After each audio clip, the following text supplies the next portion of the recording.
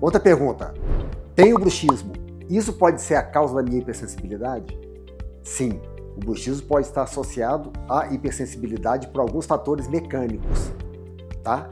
E é importante falar porque a gente elimina a hipersensibilidade e com laser fotônico a gente tem tratamentos mega tecnológicos também para quem tem bruxismo e para quem tem problema de dor da TM. A gente vai abordar esses tratamentos numa outra oportunidade, tá? Mas pode sim, a gente pode resolver os dois de maneira muito eficaz e muito rápida.